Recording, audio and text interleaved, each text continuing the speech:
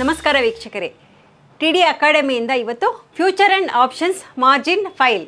Future and ಆಪ್ಷನ್ಸಲ್ಲಿ trade ಮಾಡೋರಿಗೆ margin file ಅಂದರೆ ಏನು, ಮಾರ್ಜಿನ್ ಫೈಲಲ್ಲಿ ಎಷ್ಟು ಮಾರ್ಜಿನ್ ಬೇಕಾಗುತ್ತೆ, ಯಾವ ಶೇರ್ಸನ್ನು ಟ್ರೇಡ್ ಮಾಡಿದಾಗ, ಯಾವುದೇ ಒಂದು ಫ್ಯೂಚರ್ಸಲ್ಲಿ ಟ್ರೇಡ್ ಮಾಡುವಾಗ ಅದಕ್ಕೆ ಮಾರ್ಜಿನ್ ಎಷ್ಟು ತೊಗೊಳ್ತಾರೆ, ಅದನ್ನು ಹೇಗೆ ಕ್ಯಾಲ್ಕುಲೇಟ್ ಮಾಡೋದು, ಹಾಗೆ ಫ್ಯೂಚರ್ಸನ್ನು ನೀವು ಟ್ರೇಡ್ ಮಾಡುವಾಗ ಅದು ಸೆಟಲ್ಮೆಂಟ್ ಹೇಗಾಗುತ್ತೆ ಅನ್ನೋದ್ರ ಬಗ್ಗೆ ತಿಳ್ಕೊಳ್ಳೋಣ. ಫ್ಯೂಚರ್ ಆ್ಯಂಡ್ ಆಪ್ಷನ್ಸ್ ಇದರಲ್ಲಿ ಹೋದಾಗ ನಿಮಗೆ ಫ್ಯೂಚರ್ಗೆ ಮಾರ್ಜಿನ್ ಎಷ್ಟು ಬೇಕು ಅನ್ನೋದ್ರ ಬಗ್ಗೆ ತಿಳ್ಕೊಬೇಕು ಅಂತ ಹೇಳಿದ್ರೆ ನೀವು F&O ಮಾರ್ಜಿನ್ ಫೈಲ್ ಅಂತ ಹೇಳಿ ಗೂಗಲಲ್ಲಿ ಸರ್ಚ್ ಮಾಡಿದ್ರೆ ನಿಮಗೆ ಡಿರೈವೇಟಿವ್ಸ್ ಮಾರ್ಜಿನ್ ಅಂತ ಹೇಳಿ ಬರುತ್ತೆ.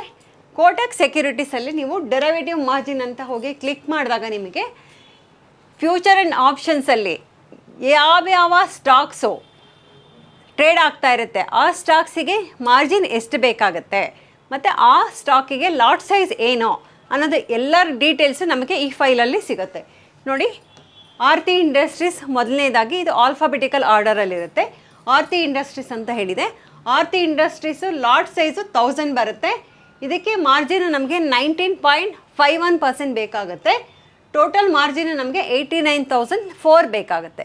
89,004 ಹೇಗೆ ಕ್ಯಾಲ್ಕುಲೇಟ್ ಮಾಡ್ತಾರೆ ಅನ್ನೋದು ನಾನು ಮುಂದೆ ತಿಳಿಸ್ಕೊಡ್ತೀನಿ. ಫ್ಯೂಚರ್ ಆ್ಯಂಡ್ ಆಪ್ಷನ್ಸಲ್ಲಿ ಟ್ರೇಡ್ ಮಾಡೋದು ಎಷ್ಟು ಸ್ಟಾಕ್ಸ್ ಇದೆ ಅದನ್ನು ನಾವು ಸ್ಕ್ರೋಲ್ ಮಾಡಿದಾಗ ನಿಮಗೆ ಕೆಳಗಡೆ ನೋಡಿ ಗೊತ್ತಾಗುತ್ತೆ. ನಿಮಗೆ 192 ಎಂಟ್ರೀಸ್ ಅಂತ ಹೇಳಿದೆ. ಅಂದರೆ ನ್ಯಾಷನಲ್ ಸ್ಟಾಕ್ ಎಕ್ಸ್ಚೇಂಜಲ್ಲಿ ನಿಮಗೆ 2000 ಕಂಪನಿಗಳಿಗಿಂತ ಜಾಸ್ತಿ ಲಿಸ್ಟ್ ಆಗಿದೆ. ಆದರೆ ಆ 2000 ಕಂಪನಿಗಳಲ್ಲಿ ಬರೀ 192 ಕಂಪನಿಗಳು ಮಾತ್ರ ಫ್ಯೂಚರ್ ಆ್ಯಂಡ್ ಆಪ್ಷನ್ಸಲ್ಲಿ ಟ್ರೇಡ್ ಮಾಡಲಿಕ್ಕೆ ಎಲಿಜಿಬಿಲಿಟಿ ಇದೆ. ಈ ಫ್ಯೂಚರ್ ಆ್ಯಂಡ್ ಆಪ್ಷನ್ಸಲ್ಲಿ ಟ್ರೇಡ್ ಮಾಡೋಂಥ ಸ್ಟಾಕ್ಸಿಗೆ ನಾವು ಎಲ್ಲ ಸ್ಟಾಕ್ಸ್ಗಳಿಗೂ ನಿಮಗೆ ಮಾರ್ಜಿನ್ ಅಂತ ಹೇಳಿರುತ್ತೆ. ಆ ಮಾರ್ಜಿನ್ನ ಹೇಗೆ ಕ್ಯಾಲ್ಕುಲೇಟ್ ಮಾಡ್ತಾರೆ ಅದನ್ನು ನೋಡೋಣ. ಈಗ ಫಾರ್ ಎಕ್ಸಾಂಪಲ್ಗೆ ನಾನು ರಿಲಯನ್ಸ್ ಕಂಪನಿಯನ್ನು ತೊಗೊಳ್ತೀನಿ. ರಿಲಯನ್ಸ್ ಕಂಪನಿ ಅಂತ ಹೇಳಿದರೆ ರಿಲಯನ್ಸ್ ಕಂಪನಿನ ನೀವಿಲ್ಲಿ ಸರ್ಚ್ ಮಾಡಿದಾಗ ರಿಲಯನ್ಸ್ ಕಂಪನಿ ಫ್ಯೂಚರ್ಸಲ್ಲಿ ಅದರ ಲಾಟ್ ಸೈಜ್ ಏನು ಅಂತ ಹೇಳಿದರೆ 250 ಅಂತ ತೋರಿಸುತ್ತೆ. ಮತ್ತು ಈ ಸ್ಟಾಕನ್ನು ನೀವು ಫ್ಯೂಚರ್ಸಲ್ಲಿ ಟ್ರೇಡ್ ಮಾಡಬೇಕು ಅಂತ ಹೇಳಿದರೆ ಮಾರ್ಜಿನ್ ಎಷ್ಟು ಬೇಕಾಗುತ್ತೆ ಅಂದರೆ 1,01,062 ರೂಪಾಯಿ ಬೇಕು. ಈ ಪ್ರೈಸು ನಿಮಗೆ ಹೇಗೆ ಬರುತ್ತೆ, ಈ ಮಾರ್ಜಿನ್ನು 17.77% ಅಂತ ಹೇಳಿ ಏನು ತೋರಿಸ್ತಾ ಇದ್ದಾರೆ, ಇದು ಹೇಗೆ ನೀವು ಕ್ಯಾಲ್ಕುಲೇಟ್ ಮಾಡ್ತೀವಿ ನಾವು ಅನ್ನೋದನ್ನು ನಾವು ಮುಂದೆ ಇದರಲ್ಲಿ ನೋಡೋಣ. Reliance industry share for example ಈಗ 2,300 ಇದೆ.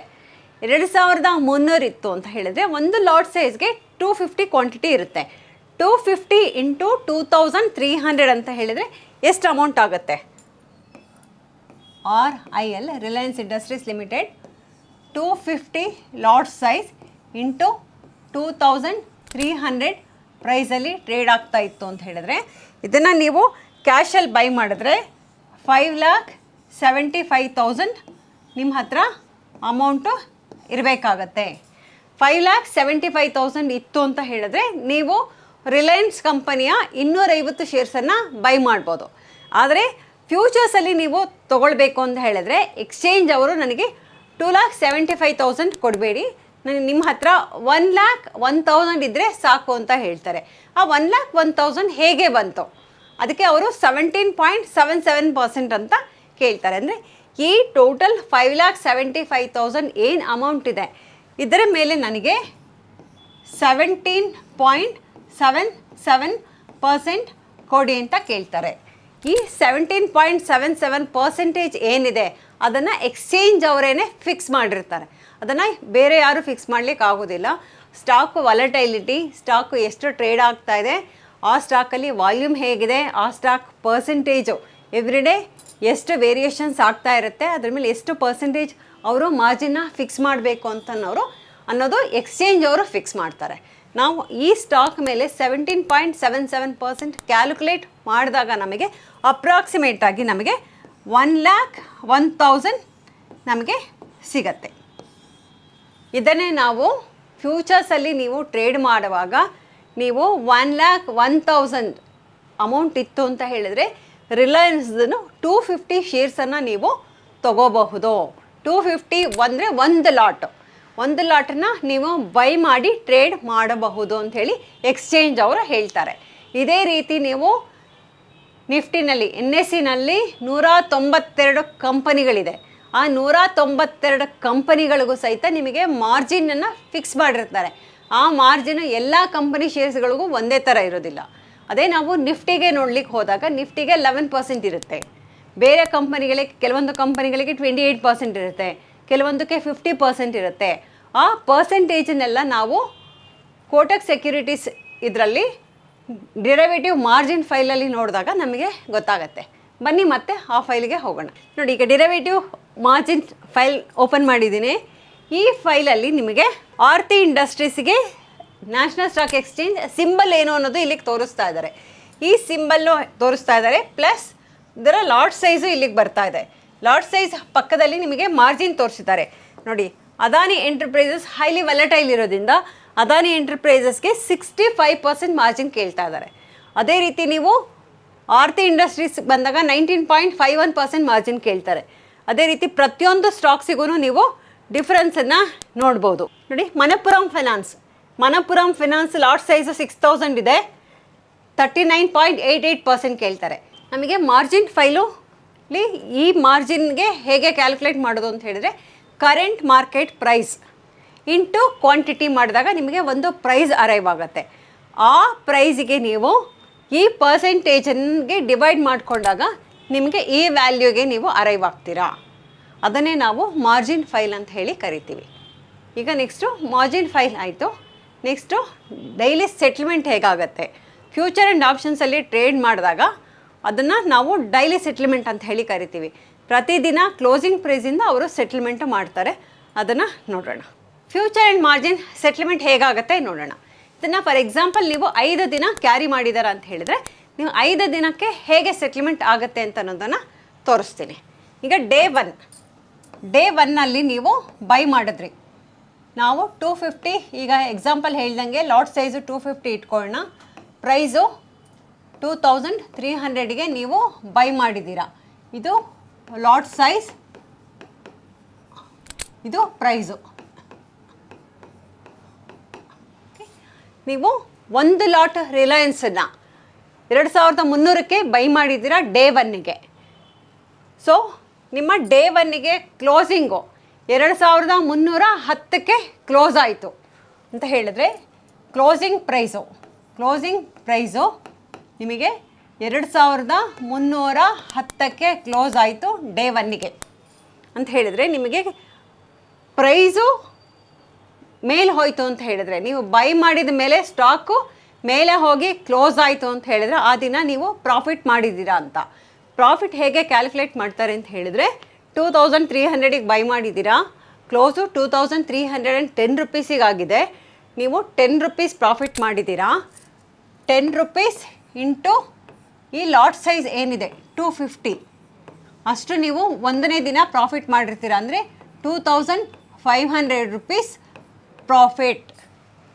ಡೇ ಒನ್ನಿಗೆ 10 ರೂಪಾಯಿ ಮೂವ್ ಆಯಿತು ಅಂತ ಹೇಳಿದ್ರೆ 2500 ರೂಪಾಯಿ ಪ್ರಾಫಿಟ್ ಮಾಡಿರ್ತೀರಾ. ಕ್ಲೋಸ್ ಆದ ತಕ್ಷಣ ಅದೇ ದಿನ ಆ ಪ್ರಾಫಿಟ್ ಏನಿರುತ್ತೆ ಅದು ನಿಮ್ಮ ಟ್ರೇಡಿಂಗ್ ಅಕೌಂಟಿಗೆ ಕ್ರೆಡಿಟ್ ಆಗುತ್ತೆ, ಅಂದರೆ ಟ್ರೇಡಿಂಗ್ ಅಕೌಂಟಿಗೆ ಬಂದುಬಿಡತ್ತೆ. ಅದೇ ರೀತಿ ಪೊಸಿಷನ್ನ ನೀವು ಕಂಟಿನ್ಯೂ ಮಾಡಿದ್ರಿ 2ನೇ ದಿನಕ್ಕೆ. ಅಂದರೆ ಡೇ ಟು ಹೋದ್ರಿ 2330ಕ್ಕೆ ಕ್ಲೋಸ್ ಆಯಿತು ಪ್ರೈಸು, ಅಂದರೆ ಕ್ಲೋಸಿಂಗ್ ಪ್ರೈಸು. ಆವಾಗ ಇಲ್ಲಿ ಕ್ಯಾಲ್ಕುಲೇಷನ್ ಬಂದು ನಿಮಗೆ ನೀವು ಯಾವ ರೇಟಿಗೆ ಬೈ ಮಾಡಿದ್ದೀರೋ ಆ ಡೇಟಿಂದ ಕ್ಯಾಲ್ಕುಲೇಷನ್ ಮಾಡೋದಿಲ್ಲ. ಪ್ರೀವಿಯಸ್ ಡೇ ಕ್ಲೋಸಿಂದ ಈ ಪ್ರೈಸಿಗೆ ಏನು ಡಿಫ್ರೆನ್ಸ್ ಇದೆ ಅದನ್ನು ಮಾತ್ರ ಕ್ರೆಡಿಟ್ ಕೊಡ್ತಾರೆ ಅವತ್ತು. ಅಂದರೆ ಇಲ್ಲಿಂದ ಇಲ್ಲಿಗೆ 20 ರುಪೀಸ್ ಡಿಫ್ರೆನ್ಸ್ ಇದೆ. 20 ಇಂಟು 250 ಅಂತ ಹೇಳಿದರೆ 5000 ರುಪೀಸ್ ಪ್ರಾಫಿಟ್ ಮಾಡ್ತೀರಾ ಆ ದಿನ. ಅಂದರೆ ನಿಮಗೆ ಪ್ರೀವಿಯಸ್ ಡೇ ಕ್ಲೋಸಿಂಗ್ ಪ್ರೈಸಿಂದ ಇವತ್ತಿನ ದಿನದ ಕ್ಲೋಸಿಂಗ್ ಪ್ರೈಸಿಗೆ ಏನು ಡಿಫ್ರೆನ್ಸ್ ಇದೆ ಅದನ್ನು ಆ ದಿನವೇ ಸೆಟ್ಲ್ಮೆಂಟ್ ಮಾಡ್ತಾರೆ. ಅದೇ ದಿನ ನಿಮಗೆ ಡೇ ಟುಗೆ ನೀವು ಪೊಸಿಷನ್ನ ಕಂಟಿನ್ಯೂ ಮಾಡಿದ್ರೆ 5000 ರುಪೀಸು ಕ್ರೆಡಿಟು ಅದೇ ದಿನ ನಿಮಗೆ ಬಂದುಬಿಡುತ್ತೆ. ಈಗ ಡೇ ತ್ರೀಗೆ ಹೋದ್ರಿ. ಪ್ರೈಸ್ ಏನಾಯಿತು ಅಂದರೆ 2320ಗೆ ಕ್ಲೋಸ್ ಆಯಿತು. ಅಂದರೆ ಆ ದಿನ ಮಾರ್ಕೆಟ್ ಡೌನ್ ಇತ್ತು, ನಿಮಗೆ ಪ್ರೈಸು ಕಡಿಮೆ ಆಯಿತು. ಅಂದರೆ ಇದಕ್ಕೆ ಡಿಫ್ರೆನ್ಸ್ ಏನಿದೆ ಅಂದರೆ 10 ರೂಪಾಯಿ. ಅಂದರೆ ಇಲ್ಲಿ ಮೈನಸ್ ಆಯಿತು ನಿಮಗೆ. ಹಿಂದಿನ ದಿನಕ್ಕಿಂತ ಈ ದಿನ 10 ರೂಪಾಯಿ ಕೆಳಗಡೆ ಕ್ಲೋಸ್ ಆಯಿತು. ಕೆಳಗಡೆ ಕ್ಲೋಸ್ ಆದಾಗ ಆ ದಿನ ನೀವು ಲಾಸಲ್ಲಿರ್ತೀರಾ. ಲಾಸಲ್ಲಿದ್ದಾಗ ನಿಮಗೇನಾಗುತ್ತೆ ಅಂದರೆ 10 ರೂಪಾಯಿ ಇಂಟು 250 ಕ್ವಾಂಟಿಟಿ ನಿಮಗೆ 2500 ರುಪೀಸು ನಿಮಗೆ ಮೈನಸ್ ಆಗುತ್ತೆ. ಆ ದಿನ ನಿಮ್ಮ ಅಕೌಂಟಿಂದ ಹೋಗುತ್ತೆ ದುಡ್ಡು. ಮೊದಲನೇ 2 ದಿನ ನಿಮ್ಮ ಅಕೌಂಟಿಗೆ ಕ್ಯಾಶ್ನ ಕ್ರೆಡಿಟ್ ಮಾಡಿರ್ತಾರೆ. 3ನೇ ದಿನ ಮೈನಸ್ ಆಯಿತು ಅಂತ ಹೇಳಿದರೆ ನಿಮ್ಮ ಅಕೌಂಟಿಂದ ಕ್ಯಾಶು ಹೋಗುತ್ತೆ. ಇದನ್ನೇ ನಾವು ಡೈಲಿ ಸೆಟಲ್ಮೆಂಟ್ ಅಂತ ಹೇಳ್ತೀವಿ. ಫ್ಯೂಚರ್ ಆ್ಯಂಡ್ ಆಪ್ಷನ್ಸಲ್ಲಿ ಪ್ರೈಸು ಪ್ರೀವಿಯಸ್ ಡೇ ಕ್ಲೋಸಿಂಗಿಂದ ಈ ದಿನದ ಕ್ಲೋಸಿಂಗ್ ತನಕ ಏನು ಡಿಫ್ರೆನ್ಸ್ ಇರುತ್ತೆ, ಪ್ಲಸ್ ಆರ್ ಮೈನಸ್, ಅದು ನಿಮ್ಮ ಅಕೌಂಟಿಗೆ ಡೆಬಿಟು ಕ್ರೆಡಿಟು ಆಗ್ತಾ ಇರುತ್ತೆ. ಈ ಎಕ್ಸಾಂಪಲ್ ನೋಡ್ಲಿಕ್ಕೆ ಹೋದರೆ ನೀವು 3 ಡೇಸು ಪೊಸಿಷನ್ನ ಕಂಟಿನ್ಯೂ ಮಾಡಿದ್ದೀರಾ. ಡೇ 4ಗೆ ಬಂದ್ರಿ. ಡೇ 4ಗೆ ಬಂದ್ರಿ 2340ಗೆ ಹೋಯಿತು ಸ್ಟಾಕು. ನೀವು ಪೊಸಿಷನ್ನ ಕ್ಲೋಸ್ ಮಾಡಿದ್ರಿ. ಆ ದಿನ ಕ್ಲೋಸ್ ಮಾಡಿದ್ರಿ. ಮಾರ್ಕೆಟ್ ಕ್ಲೋಸಿಂಗ್ ತನಕ ಇಟ್ಕೊಳ್ಳಿಲ್ಲ, ನನಗಿಷ್ಟು ಸಾಕು ಪ್ರಾಫಿಟ್ ಅಂತ ಹೇಳಿ ನೀವು ಕ್ಲೋಸ್ ಮಾಡಿದ್ರಿ. ಆ ದಿನ ನಿಮಗೆ ಏನಾಯಿತು ಅಂದರೆ ಪ್ಲಸ್ ಆಯಿತು. ನಿಮಗೆ ಪ್ಲಸ್ 20 ರೂಪೀಸ್ ಪ್ರಾಫಿಟ್ ಆಯಿತು ಇಂಟು 250. ಸೊ 5000 ರುಪೀಸ್ ನೀವು ಪ್ರಾಫಿಟ್ ಮಾಡಿರ್ತೀರ. ಅಂದರೆ ಪ್ರೀವಿಯಸ್ ಡೇ ಕ್ಲೋಸಿಂಗಿಂದ 4th ಡೇ ನೀವು ಯಾವ ಪ್ರೈಸಿಗೆ ಪೊಸಿಷನ್ನ ಕ್ಲೋಸ್ ಮಾಡ್ತೀರಾ ಅದು ಡಿಫರೆನ್ಸ್ ಏನಿದೆ ಅದು ನಿಮ್ಮ ಅಕೌಂಟಿಗೆ ಕ್ರೆಡಿಟ್ ಆಗುತ್ತೆ. ಬಟ್ ಓವರಾಲ್ ನೀವು ನೋಡಲಿಕ್ಕೆ ಹೋದರೆ ಪ್ಲಸ್ ಆಗಲಿ ಮೈನಸ್ ಆಗಲಿ ನೆಟ್ ಏನು ಕ್ರೆಡಿಟ್ ಆಗುತ್ತೆ ಅದು ನಿಮಗೆ 2300ಇಂದ 2340 ರೂಪೀಸು ನೀವು ಪ್ಲಸ್ಸಲ್ಲಿದ್ದೀರಾ ಅಂಥೇಳಿ ಈ ಟ್ರಾನ್ಸಾಕ್ಷನಲ್ಲಿ ನೀವು ನೋಡಬಹುದು. ಆದರೆ ನೀವು ಕ್ಯಾಶ್ ಮಾರ್ಕೆಟಲ್ಲಿ ನೀವು ಬೈ ಮಾಡಿ ಸೆಲ್ ಮಾಡಿದಾಗ ಮಾತ್ರ ಪ್ರಾಫಿಟನ್ನು ಎಂಜಾಯ್ ಮಾಡ್ತೀರಾ. ಆದರೆ ಫ್ಯೂಚರ್ ಆ್ಯಂಡ್ ಆಪ್ಷನ್ಸಲ್ಲಿ ಹಾಗಾಗೋದಿಲ್ಲ. ಫ್ಯೂಚರ್ ಆ್ಯಂಡ್ ಆಪ್ಷನ್ಸಲ್ಲಿ ಪ್ರಾಫಿಟ್ ಇತ್ತು ಅಂತಂದರೆ ಅದೇ ದಿನ ಕ್ರೆಡಿಟ್ ಆಗುತ್ತೆ, ಲಾಸ್ ಇತ್ತು ಅಂದರೆ ಅದೇ ದಿನ ನಿಮ್ಮ ಅಕೌಂಟಿಂದ ಡೆಬಿಟ್ ಆಗುತ್ತೆ. ಇದನ್ನೇ ನಾವು ಡೈಲಿ ಸೆಟಲ್ಮೆಂಟ್ ಅಂತ ಹೇಳ್ತೀವಿ. ವೀಕ್ಷಕರೇ, ಈ ವಿಡಿಯೋ ನಿಮಗೆಲ್ಲ ಇಷ್ಟ ಆಗಿದೆ, ತುಂಬ ಇನ್ಫಾರ್ಮೇಟಿವ್ ಆಗಿದೆ ಅಂತ ತಿಳ್ಕೊಳ್ತೀನಿ. ಲೈಕ್ ಮಾಡಿ, ಶೇರ್ ಮಾಡಿ, ಸಬ್ಸ್ಕ್ರೈಬ್ ಮಾಡಿ. Thank you. ನಮಸ್ತೆ ಕರ್ನಾಟಕ. ನಮ್ಮ ಕೋರ್ಸಸ್ ಜಾಯ್ನ್ ಆಗೋದು ವೆರಿ ಸಿಂಪಲ್. ಸೊ ನಮ್ಮ 3 ಡೇಸ್ ವರ್ಕ್ಶಾಪ್ ಇರುತ್ತೆ ಶುಕ್ರವಾರ, ಶನಿವಾರ, ಭಾನುವಾರ. ಸೊ ಪ್ರತಿ ವಾರ ಹೊಸ ಬ್ಯಾಚ್ ಸ್ಟಾರ್ಟ್ ಆಗುತ್ತೆ. ಶುಕ್ರವಾರ 10 ಗಂಟೆಯಿಂದ 2 ಗಂಟೆ, ಶನಿವಾರ 10 ಗಂಟೆಯಿಂದ 5 ಗಂಟೆ, ಭಾನುವಾರ 10 ಗಂಟೆಯಿಂದ 5 ಗಂಟೆ. ಸೊ 3 ಬ್ರಾಂಚಸ್ ಇರುತ್ತೆ, ರಾಜಾಜಿನಗರ, ಯಲಹಂಕ ಮತ್ತು JP ನಗರ. ನಿಮ್ಗೆ ಯಾವ ಬ್ರಾಂಚ್ ಹತ್ರ ಆಗಿರುತ್ತೋ ನೀವು ಅಲ್ಲೋಗಿ ಕೋರ್ಸಸ್ ಜಾಯ್ನ್ ಆಗ್ಬೋದು. ಸೊ ನೀವು ನಮ್ಮ ನಂಬರ್ಗೆ ಕಾಲ್ ಮಾಡಿ, ಸೊ ಅವರು ನಿಮಗೆ 500 ರೂಪೀಸ್ ಅಡ್ವಾನ್ಸ್ ಬುಕ್ಕಿಂಗ್ ಅಂತ ಮಾಡಿಸ್ಕೋತಾರೆ. ಸೊ ದಟ್ ನಿಮ್ಮ ಸೀಟ್ಸ್ ಬುಕ್ ಆಗಿರುತ್ತೆ. So most of the time seats house full ಆಗಿರೋದ್ರಿಂದ ಫಸ್ಟೇ ನೀವು ಸೀಟ್ ಬುಕ್ ಮಾಡ್ಕೊಂಡು ಬರೋದು ತುಂಬ ಒಳ್ಳೆಯದು. So thank you. ಸಿಗೋಣ ಇದೇ ಶುಕ್ರವಾರ.